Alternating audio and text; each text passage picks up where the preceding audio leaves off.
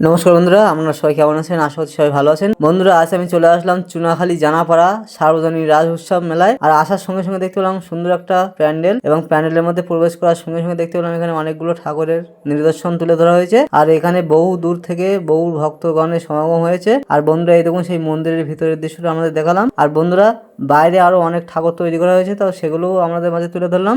তো এই এক এক করে সব ঠাকুরগুলো দেখতে থাকুন। আর এই দেখুন বন্ধুরা, সব দৃশ্যগুলো আপনাদের সামনে তুলে ধরছি। আর এখানে যে গঙ্গাপুত্র ভীষ্ম, সেই ভীষ্মের দৃশ্যটা এখানে তোলা হয়েছে।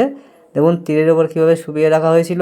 বন্ধুরা, তারপরে দেখতে পেলাম যে নিতাই পাত্র, সেই নিতাই পাত্রের এখানে একটা পোস্টার লাগানো আছে। আর তারপরে এই দেখুন বন্ধুরা, অন্য একটা ঠাকুর এখানে রাখা হয়েছে। তো এখানে বগের মতো কি একটা আছে, তা আমার সঠিক জানা নেই। আর বন্ধুরা, তারপরে দেখতে পেলাম সীতার দেহত্যাগ, সেই দৃশ্যটাও এখানে তুলে ধরা হয়েছে। আর বন্ধুরা, আপনারা কে কোথা থেকে আমাদের এই ভিডিও দেখছেন অবশ্যই কমেন্ট করে জানাবেন।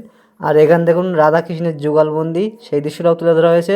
তারপরে তুলে ধরা হয়েছে পুতনা বধ, মানে কৃষ্ণ যে পুতনা রাক্ষসী কামড় দিয়েছিল, দিয়ে মেরে দিয়েছিল, সেই এখানে তোলা হয়েছে। দ্রৌপদীর বস্ত্রহরণ, এবং তারপর তুলে ধরা হয়েছে লবকুশ। তো এই দেখুন সেই অশ্বমেধ যজ্ঞের ঘোড়া বন্দি করেছিল, সেই ঘোড়া বন্দি করে নিয়ে যাচ্ছে, সেই দৃশ্যটা এখানে তুলে ধরা হয়েছে। তারপর বন্ধুরা দেখুন মূর্খ কালিদাসের জলে ডুবে মরতে যাওয়ার দৃশ্য এখানে তুলে ধরা হয়েছে। তারপরে মোবাইল দেখার নেশায় ছেলের দিকে কোনো খেয়াল নেই, সেই দৃশ্যটাও এখানে তুলে ধরা হয়েছে। তারপর তুলে ধরা হয়েছে টিউবওয়েলের জল অপচয় করবেন না। তারপরে তুলে ধরা হয়েছে ডেঙ্গু সতর্কতা।